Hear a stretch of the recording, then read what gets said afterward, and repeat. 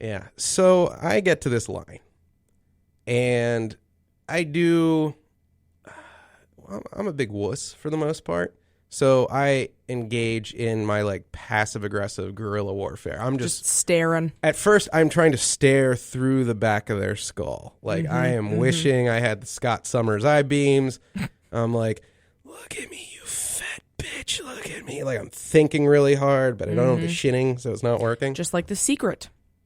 If you envision it, it'll come true. I was envisioning them like they looked at the Ark of the Covenant and melted in front of me, and then I kicked their cart filled with Jimmy Dean products across the hall and said, screw you, here are my 3 items, check me out.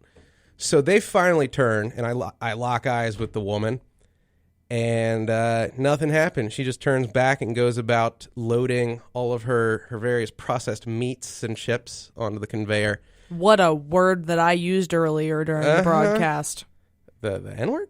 No. Okay. Oh! I'm not remembering this then. Vous êtes impossible. So I turn around because this is the kind of man I am. And as I turn around and leave, I go, 20 items or less. You showed them. Yes. So this is where things get fun. She goes, excuse me, sir. And I turn back around because I'm like, oh, please, bitch. Please, you fat bitch. Let's hear this. It. She's like, the other register we're at malfunctioned and they told us to come here. So I don't appreciate the attitude. So I double down. I'm like, oh, so that's how it's going to be. Then I'll just be waiting right here behind you. And I'm just like locking eyes and staring. She's like, good. Stand right there. And I'm like, good. And then somehow it goes nowhere from there. I just sit and wait like a turd for 5 more minutes. And the whole time I'm trying to verify her story. Like I'm dead parallel, I guess perpendicular actually, to every other aisle. Kitty so corner. I can't see their little, my aisle is on lights. So I'm like, maybe this is the one human manned aisle left. Maybe I am the AH in this situation. Maybe. But at the very least, she didn't need to be a see you next Tuesday about it and just be like, hey, I know what it looks like. I hate people who cancel plans like that. Just being like, I'm sorry.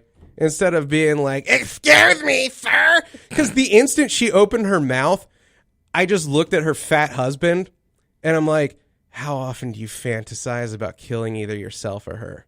Like, does he dream about murder, suicide? Or like she just dies? Or he just dies? But that's his every waking fantasy. I can tell you that much. Probably that she dies and he's free from her clutches and then he goes on a road trip to Colorado and starts a new life. I picture him rubbing one out to thoughts of her choking on food in front of him. And she's like, help, help. And he's just like immediately rock hard from watching this. And like he's into snuff porn. He can't get it out fast enough. He's just playing with his nipple. He's like, die, bitch, die. And then she finally does. And, his life's great after that. Like a year later, he's down 80 pounds. He's like seeing a 22-year-old with daddy issues. Right. But do you think he's actually that much of a better person if he's in the relationship to begin with? I think he was trapped. There was an innocence in his eyes.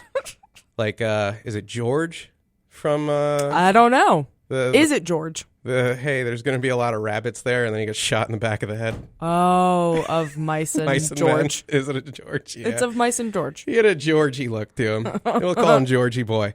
So, I mean... Oh, they're going to be rabbits. Because I can tell you... Yeah, they're going to be rabbits. I can tell you how I knew he was not a dick, and he was just trapped by this harpy. Okay, we'll see. She opened her yap, and he didn't go into like an offensive pose like, yeah, I'm getting in on this too. He just kind of like looked away like, oh, you fucking bitch. Shut up. Oh, did I drop that? That is the first time I have said that on air in a long time. He was like,